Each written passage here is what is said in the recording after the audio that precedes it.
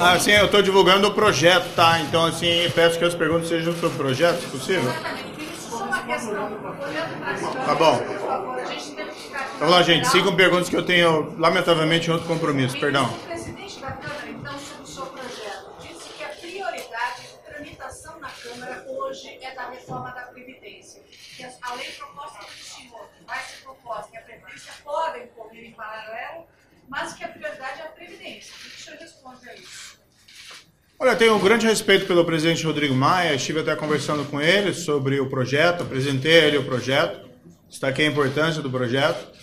Eu acho que a prioridade do governo é a reforma da Previdência, porque existe uma crise fiscal, isso precisa ser debelado, mas, como o próprio presidente disse, as duas questões podem ser tratadas em paralelo, mas ver uma não prejudica a outra, pelo contrário, apenas demonstra o empenho do governo do presidente Bolsonaro, em enfrentar essas duas questões, que são as duas principais questões hoje que afligem a população brasileira. Existe o problema fiscal, que afeta a qualidade daí dos serviços públicos, que os recursos começam a faltar, e, por outro lado, a questão da segurança pública e da própria corrupção.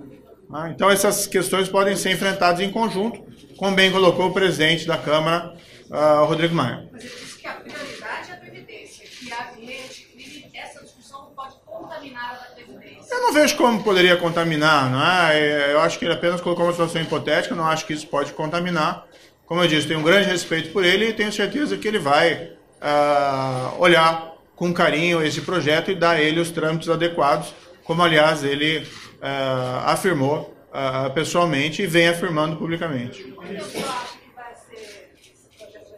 É impossível, né, prever o tempo do processo legislativo, seria até indelicado. O que nós estamos colocando é que estamos abertos ao diálogo, às sugestões e críticas, não só do parlamento, mas igualmente da sociedade civil, da própria imprensa. É um projeto que vem do governo Bolsonaro, mas é um projeto que interessa toda a sociedade. E toda a sociedade pode contribuir para aprimorá-lo. Ministro, o senhor falou na questão do sistema falido, ou seja, hoje o sistema não é completo para impedir crime organizado, crime violento e corrupção, precisa ser mudado? Existe uma série de pontos que têm que ser enfrentados, pontos de estrangulamento, e é evidente que o sistema não tem funcionado bem, considerando os índices de crimes que são muito elevados no Brasil. Ilustrar os mais de 60 mil homicídios no ano de 2016. A ilustrar esses episódios recentes envolvendo organizações criminosas no estado do Ceará. Foram debelados? Foram debelados, graças ao esforço do governo federal e do governo estadual, os dois com mérito. Mas as organizações criminosas constituem um problema cada vez mais presente. Igualmente a questão da corrupção. Uma das grandes falhas dos últimos governos, com todo respeito, foi a falta de apresentação de políticas públicas consistentes para enfrentar o problema da grande corrupção, como uma espécie de avestruz que a questão não estava ocorrendo ao seu lado. E que é o governo responsável por liderar esse processo.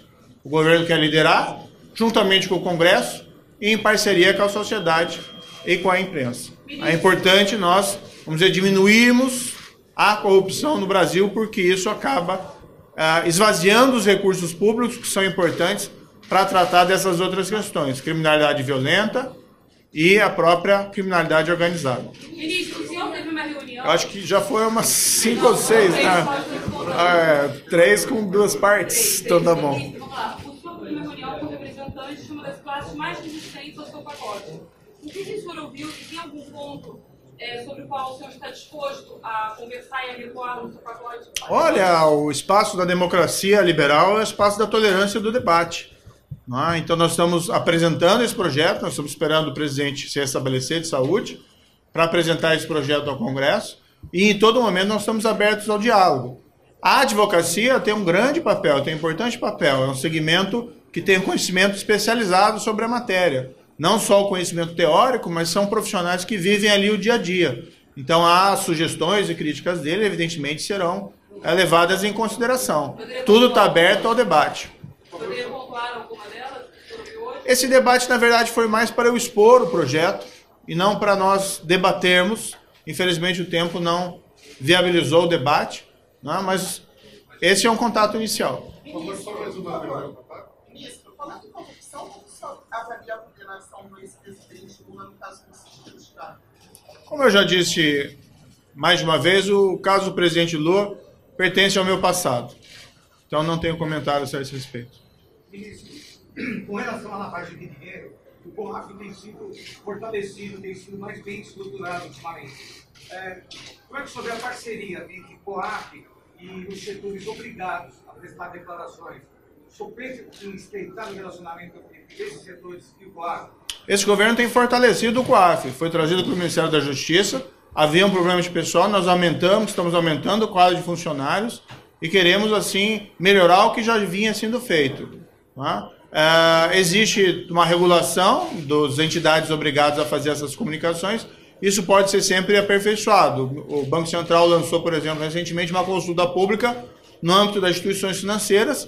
Isso foi talvez não muito bem compreendido naquele momento, mas o Banco Central colocar isso em consulta para acolher sugestões da sociedade e de outros órgãos de governo é algo muito louvável. E vamos trabalhar para ter um regulamento melhor para que a lavagem de dinheiro seja cada vez mais difícil e que o país não seja um refúgio para ativos de criminosos. Eu vou pedir desculpas, mas eu realmente tenho que ir. Até mais. Está hoje fiscalmente insustentável. Os trabalhadores brasileiros estão pagando por privilégios e a Previdência está sob ameaça. Nós temos que fazer essa reforma, todos sabem. Os princípios são princípios de equidade, em vez de ter privilégios, exatamente nós íamos em direção a um novo regime previdenciário. Os defeitos do sistema atual são muito grandes. 46 milhões de brasileiros não contribuem para o sistema, porque os encargos trabalhistas são tão altos. Os sindicatos, na verdade, foram criados num governo fascista. O regime trabalhista brasileiro é oriundo da Carta del Lavoro, de um fascista, ditador Mussolini, na Itália, que criou lideranças obsoletas, falsas, que na verdade trabalhavam contra os interesses dos trabalhadores. Os trabalhadores brasileiros, 46 milhões, não conseguem contribuir e vão envelhecer. E a Previdência não vai conseguir tomar conta deles se nós não fizermos as reformas. Então, esses interesses corporativos de sindicatos, sejam patronais, sejam de trabalhadores, são falsas lideranças que aprisionaram o Brasil num sistema obsoleto, que cria desemprego, fabrica privilégios, sustenta diferenças e iniquidades e, pior, está afundando o país. Então nós estamos discutindo, então nós estamos conversando exatamente sobre como consertar esse regime previdenciário e como dar opções para futuras gerações. Agora, vejam bem, essa reforma que nós encaminhamos, ela não está mexendo em nada de trabalhismo, em direito de trabalho, não está mexendo em absolutamente nada. Ela está olhando para o aspecto financeiro e abrindo a porta para que exatamente no fórum adequado, que é o Congresso brasileiro, essas perspectivas futuras possam ser trabalhados. Ministro, então direitos básicos como férias, todos os direitos, ninguém mexe nos direitos. Você só dá mais opções. Olha, vamos fazer o seguinte, o assunto é muito sério. O presidente vai se manifestar. Cada um tem uma função. Nós somos uma democracia vibrante, forte o suficiente, está sendo revigorada, está saindo uma velha política, entrando uma nova política e os lugares são muito conhecidos. O lugar de uma equipe econômica é simplesmente formular.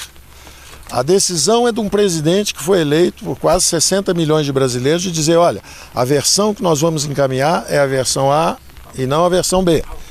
E isso circula no Congresso, na Câmara de Deputados e no Senado. Eu fui conversar ontem, aliás, anteontem, o presidente da Câmara de Deputados me visitou e ele queria saber quais eram justamente as diretrizes principais dessa reforma.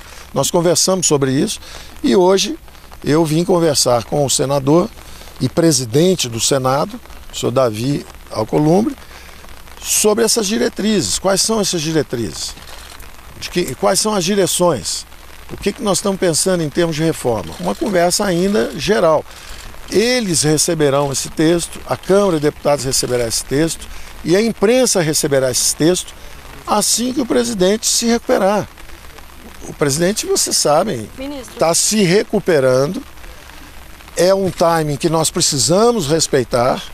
Quando ele voltar, ele tem que definir algumas variáveis importantes, como o tempo de transição, as idades, se esse novo regime vem agora ou vem depois, porque é perfeitamente possível você consertar esse regime que está aí e lançar as bases do novo regime para de novo encaminhar ao Congresso para estabelecer essas novas bases. Então os sindicatos têm que ter paciência também. A única certeza que os sindicatos podem ter é que a vida não vai ser como antigamente, onde os líderes sindicais têm uma vida muito boa às custas dos trabalhadores que não têm emprego nem benefícios previdenciários corretos. Ministro, sobre a questão do tempo, eu vou ter que sair agora. Muito obrigado.